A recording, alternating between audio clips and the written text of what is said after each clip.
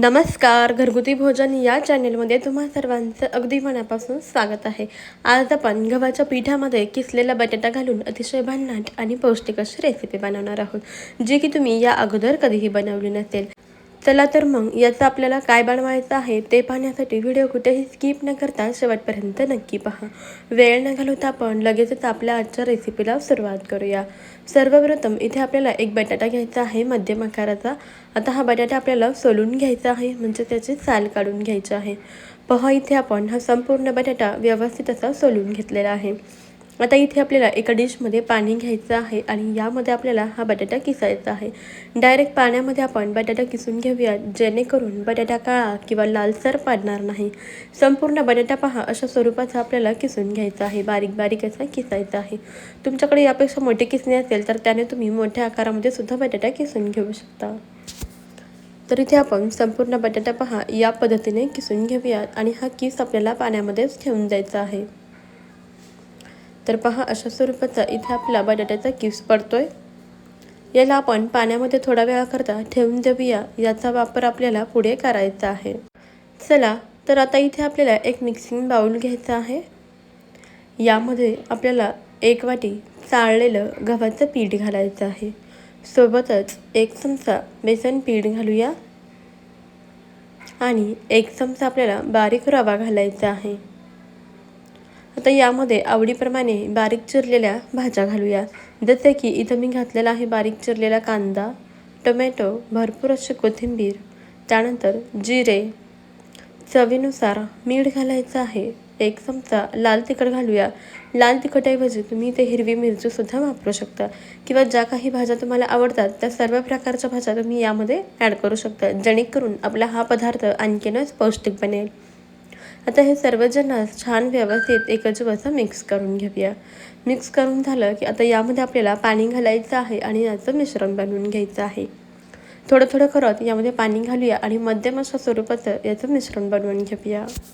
तर मंडळी, तुम्हाला एक निवेदन आहे की तुम्ही आपला आता हा व्हिडिओ कोणत्या शहरातून किंवा मग कोणत्या गावातून पाहत आहात ते मला कमेंटमध्ये नक्की कळवा, म्हणजे मला सुद्धा समजेल की आपल्या घरगुती भोजनच्या पौष्टिक आणि युनिक अशा रेसिपीज कुठपर्यंत पोहोचतात.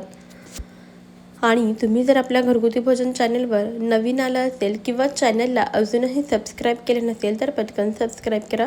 त्यापुढील बेल आयकॉनसुद्धा प्रेस करा, म्हणजे आपल्या येणाऱ्या नवीन व्हिडिओचे अपडेट सर्वात प्रथम तुम्हाला मिळतील. तर पहा यामध्ये आपण टोटल अर्धा ग्लास पाणी वापरलेलं आहे आणि अशा स्वरूपाचं मिश्रण बनवून घेतलेलं आहे. मिश्रणाची कन्सिस्टन्सी तुम्ही पाहू शकता या स्वरूपाची आहे. अगदी घट्टही नाही आणि अगदी पातळही नाही. आता यामध्ये जो आपण किसून घेतलेला बटाटा होता तो पाण्यामधून व्यवस्थित पिळून सोबतच निथळून काढायचा आहे. बटाट्याचा किस आपल्याला यामध्ये घालायचा आहे आणि छान व्यवस्थित मिक्स करून घ्यायचं आहे, एकजीव करून घ्यायचं आहे.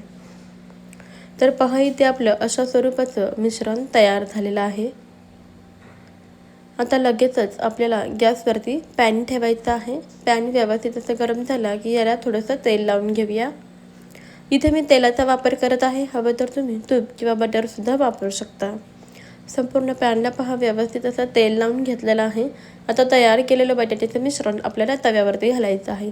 3-4 चमचे घालायचं, त्यानंतर हाताला थोडंसं पाणी लावून घ्यायचं आणि हे मिश्रण पसरवून घ्यायचं, म्हणजे आपल्या हाताला हे चिकटत नाही.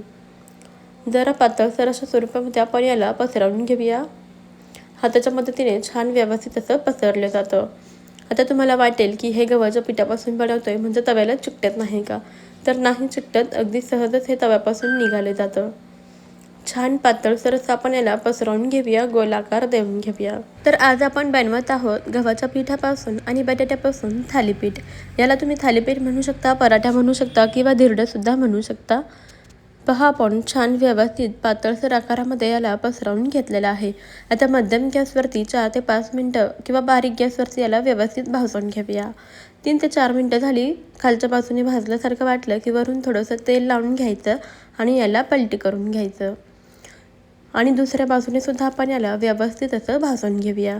जितकं याला मध्यम ते बारीक गॅसवरती भाजून घ्याल ना, तितकंच हे खूप छान असं भाजलं जातं.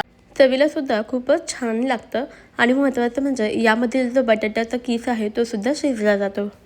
तर पहा इथे आपण दोन्ही बाजूने हे थालीपीठ व्यवस्थित असं भाजून घेतलेलं आहे. पहा किती छान खमंग असं भाजलेलं आहे. आता आपण याला लगेचच काढून घेऊया आणि याच पद्धतीने आणखीन एक थालीपीठ बनवून घेऊया. पुन्हा एकदा पॅनला तेल लावून घ्यायचं आहे. यावरती थोडंसं मिश्रण घालून त्याला पसरवून घेऊया. तर जेव्हा आपल्याला चपाती भाजी बनवायचा कंटाळा येतो अशा वेळेस कोणतीही पूर्वतयारी न करता अगदी 10 ते 15 मिनिटांमध्ये हा पौष्टिक असा पदार्थ बनवू शकतो. बनवायलाही सोपं आहे आणि खायला सुद्धा पौष्टिक आहे. महत्त्वाचं म्हणजे अगदी कमीत कमी तेलामध्ये तयार होतं. लहान मुलांना सुद्धा तुम्ही टिफिनसाठी हे पराठे देऊ शकता. अगदी झटपट असे तयार होतात. तर पहा या पद्धतीने इथे आपण दुसरं थालीपीठ सुद्धा व्यवस्थित असं पसरवून घेतलेलं आहे. आता मध्यम गॅसवरती याला सुद्धा व्यवस्थित असं भाजून घेऊया. हे बटाट्याचे थालीपीठ तुम्ही या अगोदर कधीच बनवले नसेल याची मला खात्री आहे. त्यामुळे एकदा तरी नक्की बनवून पहा.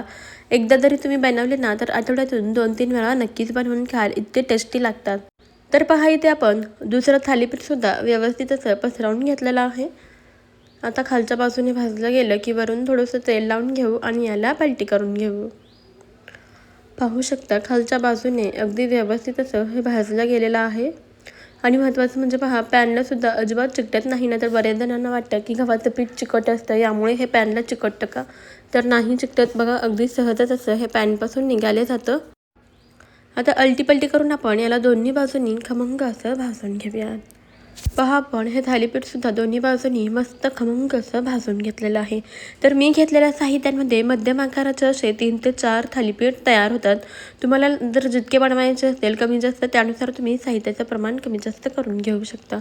पहा अगदी मऊ लुसलुशीत असे आपले हे थालीपीठ तयार झालेले आहेत. हे थालीपीठ तुम्ही दहीसोबत किंवा तुमच्या आवडीच्या कोणत्याही चटणीसोबत सर्व करू शकता. चवीला एकच नंबर लागतात. तुम्ही सुद्धा ही रेसिपी नक्की ट्राय करून पहा. तुम्हाला ही रेसिपी जरा सुद्धा आवडली असेल तर एक लाईक नक्कीच करा. ही रेसिपी तुम्हाला कशी वाटली ते सुद्धा मला कमेंटमध्ये सांगायला अजिबातच विसरू नका. रेसिपीबद्दल काही सजेशन असतील तर ते सुद्धा मला कमेंटमध्ये जरूर कळवा. महत्त्वाचं म्हणजे आपल्या घरगुती भोजन अस्सल मराठमोळा चॅनलला नक्की सबस्क्राईब करा. त्यापुढील बेल आयकॉन सुद्धा प्रेस करा. म्हणजेच आपल्या येणाऱ्या नवनवीन भन्नाट आणि युनिक अशा रेसिपीचे अपडेट सर्वात अगोदर तुम्हाला मिळतील. आपल्या चॅनलवरती मी अशाच खूप साऱ्या भन्नाट पौष्टिक आणि घरामध्ये उपलब्ध असणाऱ्या साहित्यांमध्ये तयार होणाऱ्या रेसिपीज अपलोड केलेल्या आहेत. त्यासुद्धा एकदा नक्की चेक करा. मला खात्री आहे तुम्हाला आपल्या रेसिपीज जरूर आवडतील. चला तर मंडळी भेटूया पुढच्या रेसिपीमध्ये. तोपर्यंत खात राहा, मस्त राहा आणि सर्वात महत्त्वाचं म्हणजे हेल्दी राहा. चला तर मग बाय बाय.